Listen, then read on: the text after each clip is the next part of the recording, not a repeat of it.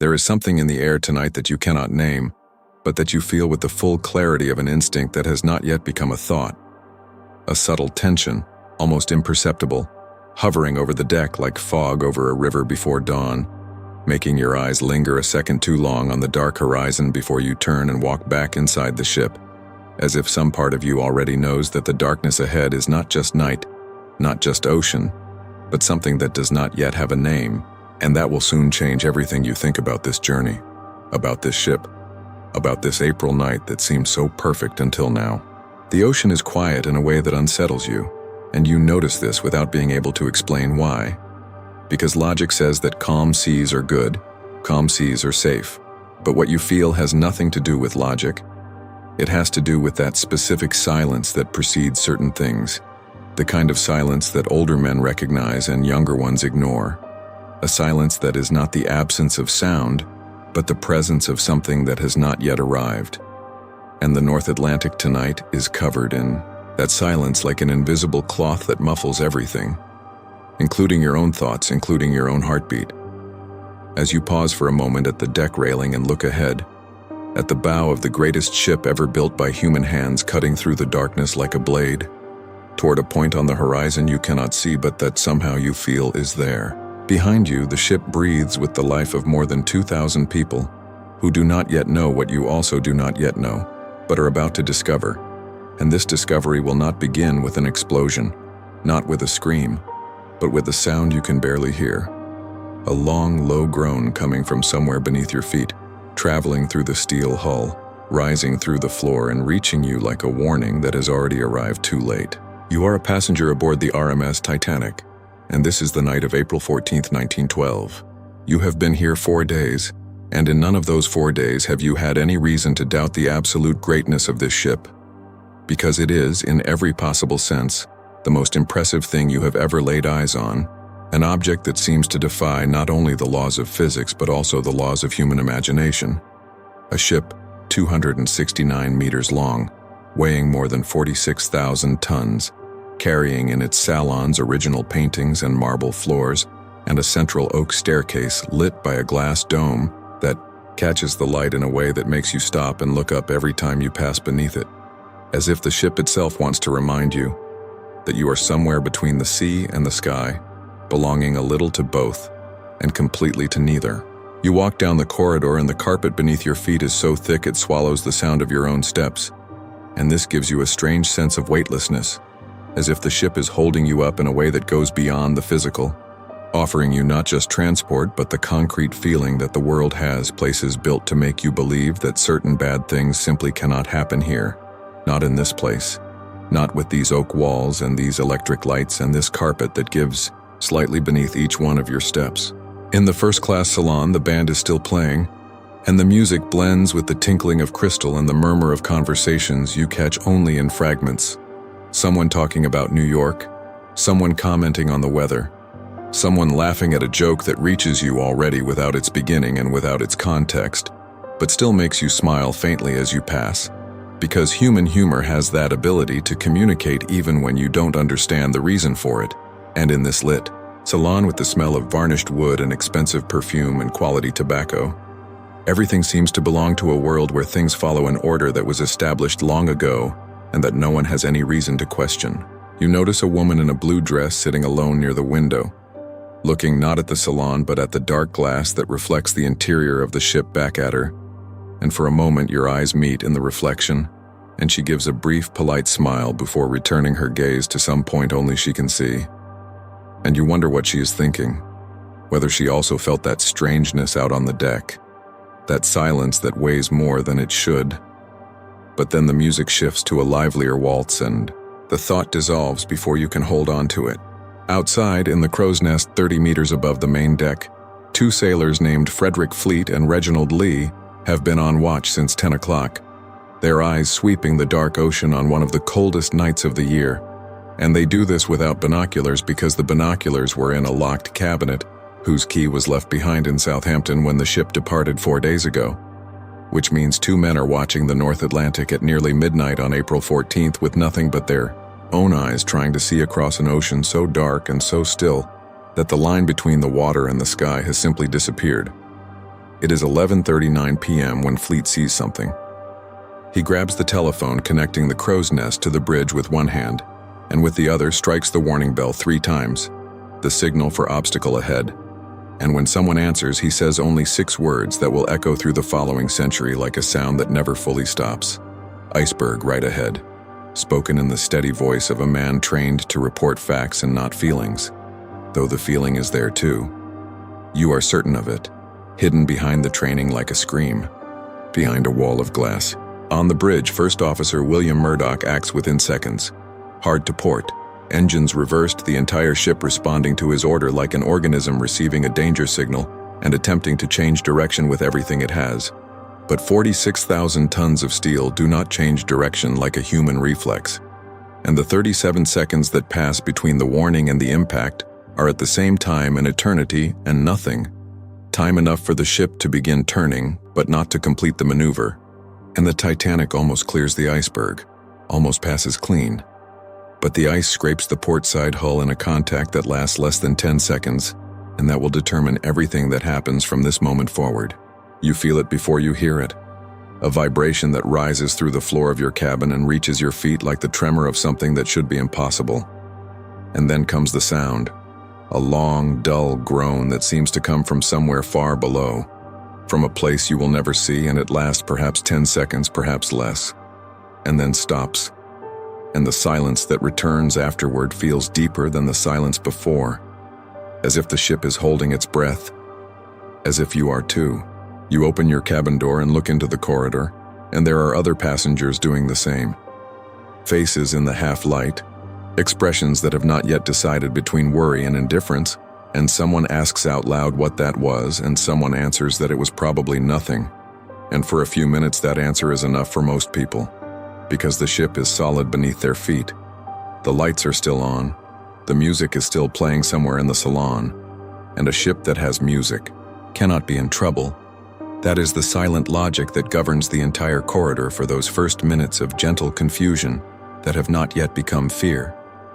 But Captain Edward Smith is already on the bridge, and beside him is Thomas Andrews, the architect who designed the Titanic and who knows every rivet, every steel plate, every calculation that holds this vessel together.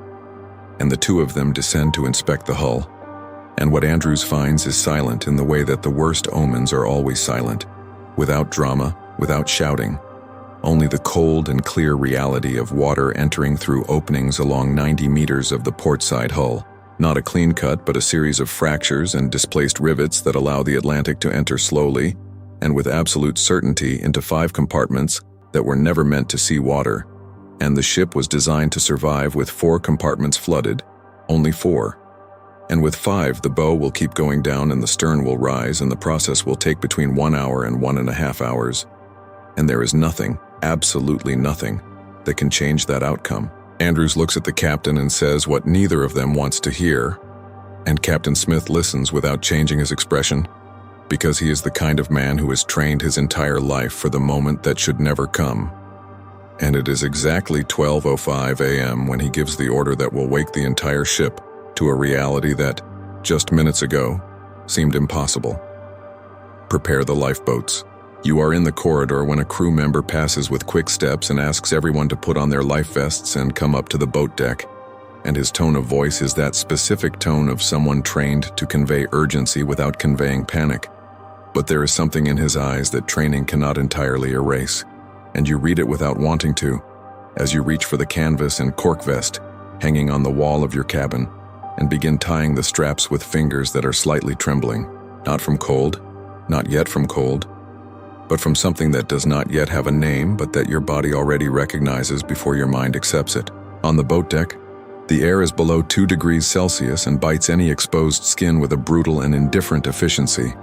And around you, first-class passengers are arriving in fur-lined overcoats and elegant hats, some still holding drinks, with expressions that oscillate between the enthusiasm of someone who thinks they are participating in a safety drill and the growing unease of someone who is beginning to realize that this is not a drill, that the almost imperceptible tilt you feel beneath your feet is not your imagination, that the officers walking the deck with that specific tension in their jaws are not performing, The Titanic's lifeboats have a total capacity for 1,178 people, and there are 2,224 aboard, and even that you do not know yet. But what you see are the first boats being lowered with empty places because people do not believe, because the ship feels solid, because the ocean down below looks small and dark and frightening in a way that the lit salon is not. And the officers ask, insist, plead for more passengers, and people step back, and boat number 7 goes down with 28 people in a space for 65, and boat number 1 goes down with only 12.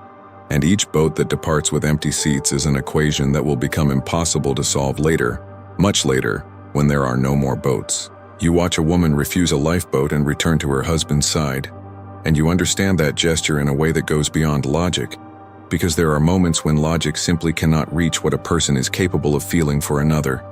And you watch men who place wives and children in the boats and stay behind with an expression you will carry with you for a long time after this night.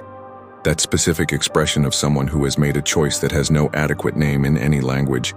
An expression that is at once farewell and promise and resignation and love in proportions that no face should ever have to contain. At 1:15 a.m., the tilt of the bow is visible and undeniable, and the water has already reached the main deck at the front of the ship, and what was before a suspicion becomes a certainty that spreads across the deck like an invisible wave, transforming expressions, altering voices, changing the temperature of the air in a way that has nothing to do with the weather. And the band is still playing, and that is something you will never forget. The fact that the band kept playing while the ship sank, not because they didn't know what was happening, but perhaps precisely because they did. Because there was something in those men with their instruments and their uniforms that decided music was the best thing they had to offer in that moment. And they offered it until the end. In the lower decks, hundreds of third-class passengers are still trying to find their way up through a ship they do not know, through corridors that change direction without warning, and some of the gates separating the classes are still closed or guarded. And the stories that survive from this part of the night are the hardest to hear because they speak of people who wanted only to go up, only to reach the deck, only to have the chance that others were being given, and not all of them made it. In the radio room, Jack Phillips and Harold Bride transmit the distress signal without interruption to an ocean that responds slowly, and the nearest ship to answer the call is the RMS Carpathia, which is 58 miles away and traveling at the highest speed her engines will allow, but 58 miles at full speed is still 4 hours, and 4 hours is more than the Titanic has, far more than the Titanic has, and this the radio operators know, and the captain knows, and Andrews knows, and everyone on the bridge knows, though. That specific information has not yet reached the boat deck, where people are organizing into lines that become progressively less organized as the tilt increases. There is a ship called the Californian stopped only 10 miles away, so close that her passengers can see the Titanic's lights on the horizon. But her radio operator went to sleep at 11:30 p.m., minutes before the impact, and the distress rockets the Titanic fires are seen from the Californian but misinterpreted, and the ship remains still while the Titanic sinks. And this is something that will haunt captains and investigators for decades. At 2:05 a.m., the last lifeboat is lowered, and there are still more than 1,500 people on board, and the tilt of the deck is now severe enough that staying upright requires holding on to something, anything, a railing, a rope, a structure that is still where it should be. And the groaning of the metal is constant now, a sound that seems to come from everywhere at once, as if the hull of the ship is communicating something that no human language can adequately translate. The sound of a structure, built to last, being undone by a force that has no interest in durability. You see a priest praying aloud while a group of people around him repeats the words in the cold of the early morning. And you see men sitting on railings smoking with a calm that is not peace but is something close to acceptance. And you see the forward funnel collapse at 2:17 a.m. with a crash that throws up smoke and steam, and sends everyone still on deck stepping instinctively back. And then the lights of the ship, those electric fixtures that were a modern marvel in 1912, flicker once, twice, and go out forever, and the Titanic falls into darkness. In the dark, with only the cold light of the stars reflected on an ocean that is absolutely still, you watch the silhouette of the ship raise its stern toward the sky with a slowness that seems impossible for something so large, and the angle increases and keeps increasing. and there is a moment when the stern is pointing almost vertically at the stars like an accidental monument to human ambition, and then weight and gravity and the ocean do what they always do with everything that human beings build and call unsinkable, and the Titanic slides into the North Atlantic at 2:20 a.m. on the morning of April 15, 1912. The water is below 0 degrees Celsius, and for those who fall into it, the expectation of survival is less than 15 minutes, and more than 1,500 people are in the water, and for a time the ocean is alive with voices, with calls for help, with names being spoken into the darkness, and the boats nearby, most of them with empty seats, stay still or row away, and only one, boat number 14, commanded by Officer Harold Lowe, returns to search for survivors and finds only 6 people alive. And with time, the voices grow more sparse and the cries grow weaker, and then the ocean, with an indifference that is the heaviest thing you have ever felt, goes silent. At 4:10 a.m., the RMS Carpathia arrives, and her crew throws nets and ladders over the side of the hull, and the 710 survivors climb aboard in silence with their eyes fixed on a point that is not on the ship, not on the ocean, not anywhere you can identify. And when the sun rises over the North Atlantic, it illuminates a surface covered in debris, wood, life vests, clothes, flowers, letters, and white, absolutely indifferent icebergs that shine in the morning light as if nothing has happened, as if the ocean holds nothing beneath them, as if 3,800 meters of cold and dark water are only 3,800 meters of cold and dark water, and not the place where 1,517 people descended the night before and never came back up. The safest ship ever built by human hands is at the bottom of the ocean, broken in two, and it will remain there for more than 100 years. And it is there to this day, while the world it left behind rewrites its maritime laws, makes 24-hour radio service mandatory, requires every ship to carry enough boats for everyone on board, and creates the International Ice Patrol that operates to this very moment as you listen to this story, as if the only thing the Titanic could leave for the future was the certainty that the future needed to be different from the past it represented. You were there that night, and now you know what the ocean keeps. And if this story has stayed with you the way it stays with everyone who truly lives it, if you felt that silence of the Atlantic, that darkness that was not just night, that specific weight of 1,517 names the ocean never gave back, then you already know that there are many more stories like this one waiting to be told this way, from the inside, in first person, as if you were there. Because history is not something that happened far from you in a distant past. History is the place where you learn everything that human beings are capable of being when there are no more boats and no more time and only choices remain. And choices are always the most human part of any story worth telling. Subscribe to the channel so you don't miss the next one, and leave a like. It tells us it's worth continuing to sail together.